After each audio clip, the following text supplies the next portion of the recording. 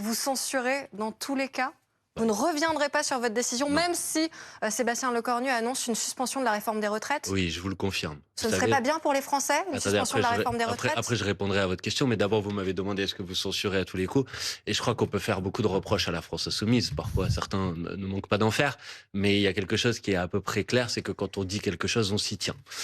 Et donc, évidemment, un énième gouvernement macroniste qui a l'intention de mettre en place une énième fois une politique qui amène le pays dans le mur, Non, il mais aura notre censure. Emmanuel Bompard, ce n'est pas ce pourquoi vous vous battez, notamment une taxation sur les plus riches, une suspension de la réforme des retraites. Ça ne vous ferait pas plaisir? Ben si, très bien, ça serait super. C'est pour ça que je propose qu'il y ait une élection dans laquelle on puisse défendre ce programme et qu'après l'élection, Donc c'est tout si ou nous rien. sommes élus par les C'est Françaises et tout les ou Français, rien, nous c'est pouvions ça? le mettre en œuvre.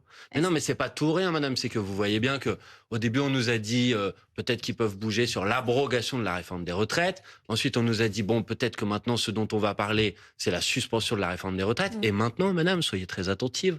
On nous parle d'un report, d'une temporisation qui, je vous l'annonce sur ce plateau si vous ne nous en êtes pas encore rendu compte, s'il s'agit de décaler l'entrée en vigueur de la réforme des retraites à 63 ans, c'est-à-dire d'arrêter de Mais décaler l'âge il de en est départ à hors la de retraite. question pour les Madame, socialistes. écoutez, ça ne concerne personne. Ça ne concerne personne. Si vous l'avez pas fait le travail, je vous propose de le faire. On parle de gens qui partiraient à la retraite à partir de 2028. Et on dit... Ah on non. dit ah, si, Non, si, c'est un si, madame. décalage de l'application de la réforme des retraites Je- pour le 1er janvier 2027. Donc, c'est pas les Non, gens qui partent en non, 2028, non. monsieur. Ça, c'est 62 ans et 9 mois, madame. Mais il n'y a, Ce pas qui de, a il y a été- pas de mesure d'âge dans ce qui a été proposé. Ce qui a été proposé, c'est un décalage report, de la madame, mesure madame, d'application pardon. dans la loi de financement de la sécurité Pardon, sociale. madame, je pense qu'il faut être précis. Et pour l'instant, Et c'est ce que j'essaye de faire. j'ai pas de problème avec ce que vous êtes en train de dire.